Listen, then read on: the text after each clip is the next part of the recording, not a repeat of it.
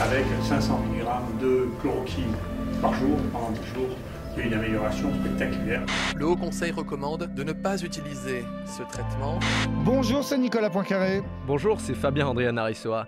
Nous sommes en guerre, nous dit Emmanuel Macron, et comme dans toutes les guerres, il y a deux camps, les pro-chloroquine et les anti. On vous explique.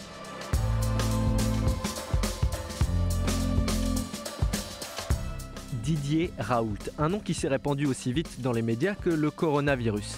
Cet infectiologue marseillais propose d'expérimenter la chloroquine pour contrer le Covid-19. Mais ça, vous le savez déjà, pas vrai? Alors voilà 3 bonnes raisons d'écouter ce podcast avec Nicolas. Je vais vous raconter d'abord donc la guerre entre scientifiques, la guerre désormais entre le conseil scientifique, le comité d'experts et puis sur les réseaux sociaux, les pros et les anti-Raoult qui se déchirent. On verra aussi que le professeur marseillais est un des seuls scientifiques en France qui remettent en question la politique générale qui a été adoptée, c'est-à-dire le confinement. Et puis on verra que tout ça est très troublant parce que ce scientifique atypique est quelqu'un qui a tout de même énormément de références. Expliquez-nous le monde. Un podcast RMC. Nicolas Poincaré. Fabien Andrian-Arissoa. Dans un premier temps, on a d'abord assisté à l'Union sacrée, un conseil scientifique qui a commencé à se réunir le 11 mars. Mais tout ça, c'est fini. Didier Raoult a décidé d'en claquer la porte mardi. Alors, guerre qui est relancée, effectivement, parce que mardi, Emmanuel Macron, pour compliquer encore un petit peu les choses, a créé un nouveau comité. Il y avait le conseil scientifique dont on vient de parler. Il a créé le comité d'experts qui, lui, justement, va être chargé de conseiller le ministre de la Santé sur la question des traitements. Justement, quels médicaments doivent être prescrits, quels ne doivent pas l'être. Et ce comité d'experts, par qui est-il présidé? Par Françoise Barré-Sinoussi, qui est très connue parce qu'elle est une des co-découvreuses avec le professeur Montagnier du virus du sida. Elle a reçu le prix Nobel de médecine, elle a une aura et une réputation, mais justement, elle est tout à fait opposée au docteur Raoult. Donc on voit bien la complication dans laquelle on se retrouve maintenant, avec donc un conseil scientifique auquel appartenait le docteur Raoult et qui claque la porte, et puis un comité d'experts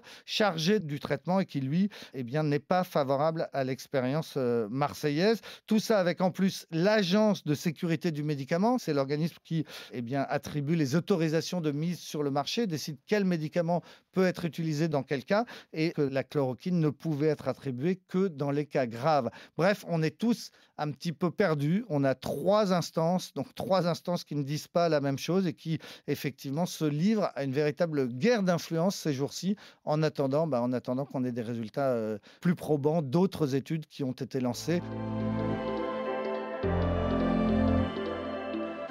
À tous ceux qui se demandent, mais qu'est-ce qu'on risque à tester la chloroquine en attendant mieux? Écoutez le témoignage de Jean-Paul Hamon, président de la Fédération des médecins de France, positif au coronavirus, recueilli par nos confrères de BFM TV. Je me suis dit, je vais tenter le coup. Et au bout de 3 jours, j'ai renoncé parce que là, je me suis dit, je préfère mourir que de supporter les nausées que j'ai eues tout de suite pendant 3 jours et qui se sont arrêtées 1 jour et demi après l'arrêt.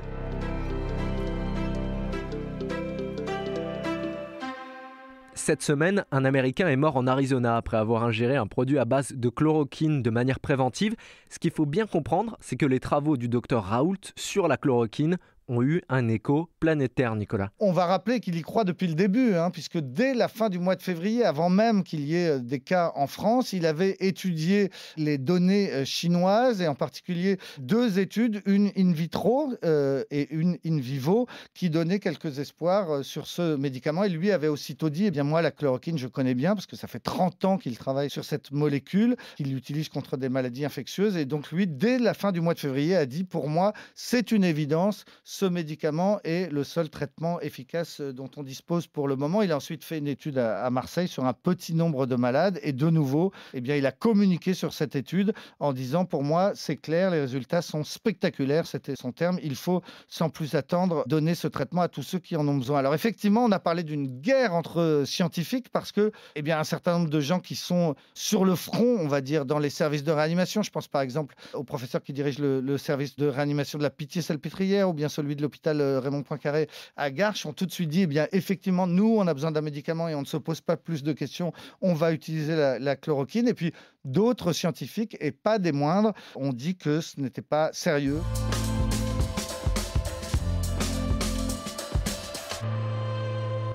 Une guerre d'influence qui passe par les médias et par les réseaux sociaux, notamment sur YouTube. Il existe une vidéo d'une conférence du professeur Raoult à l'hôpital de la Timone à Marseille le 25 février qui est titrée « Fin de partie pour le coronavirus ». Écoutez-le. Avec 500 mg de chloroquine par jour, pendant 10 jours, il y a une amélioration spectaculaire et c'est recommandé pour tous les cas cliniquement positifs d'infection à coronavirus chinois. Donc c'est une excellente nouvelle, c'est probablement l'infection respiratoire la plus facile à traiter de tout, la moins.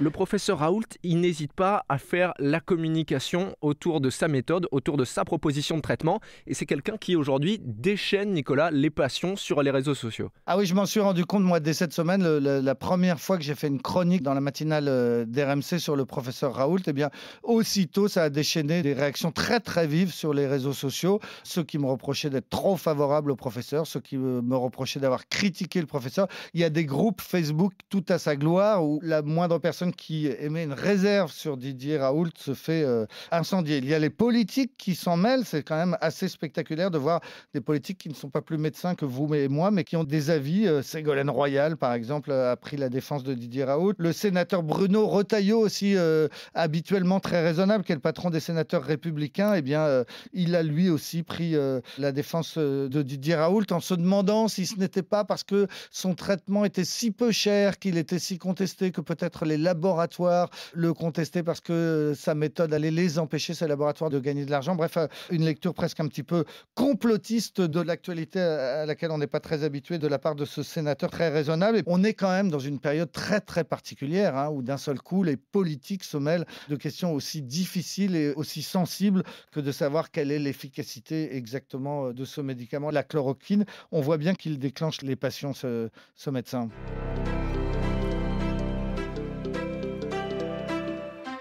Dans la même vidéo enregistrée à l'hôpital de la Timone à Marseille le 25 février, le professeur Raoult mettait aussi en cause le confinement. On l'écoute. La dernière fois qu'on a instauré un système de quarantaine, c'était pour le choléra à Marseille. Et je vous assure que ça n'a pas marché. À l'époque actuelle, on doit faire autre chose. Ça, on a plus de mal à le comprendre, parce que ça fait quasiment l'unanimité maintenant.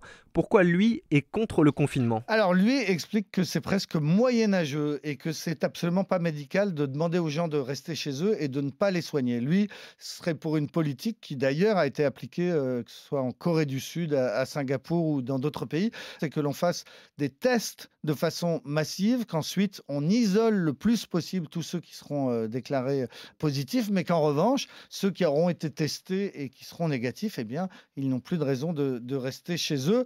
C'est donc en France un discours effectivement divergent. Il est un des seuls à tenir ce discours et à remettre en cause la politique de confinement au moment où on demande à tous les Français de rester chez eux. Ce message que l'on entend tous maintenant depuis un petit peu plus d'une semaine, qui est « restez chez vous, restez chez vous, restez chez vous ».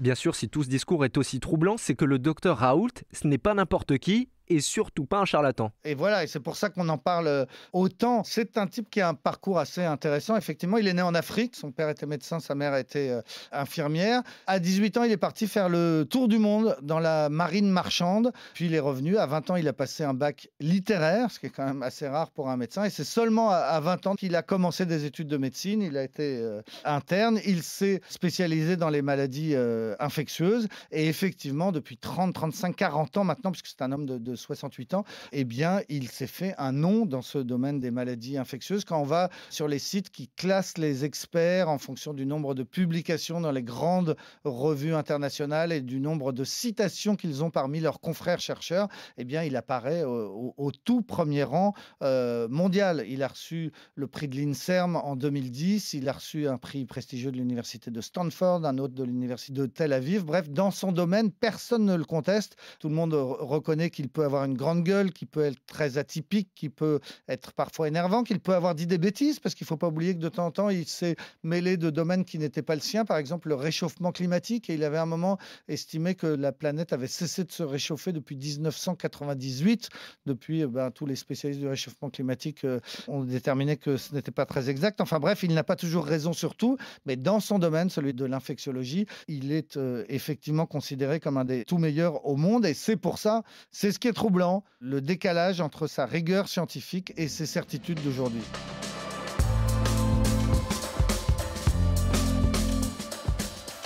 c'est la fin de ce premier épisode d'Expliquez-nous le monde en confinement. Si ce podcast vous a plu, abonnez-vous. Nous sommes sur toutes les plateformes de streaming, sur le site et l'application RMC évidemment. Parlez-en autour de vous, prenez soin de vous et à la semaine prochaine. À la semaine prochaine, Fabien. Retrouvez Nicolas Poincaré dans Bourdin Direct Tous les matins à 7h50 sur RMC.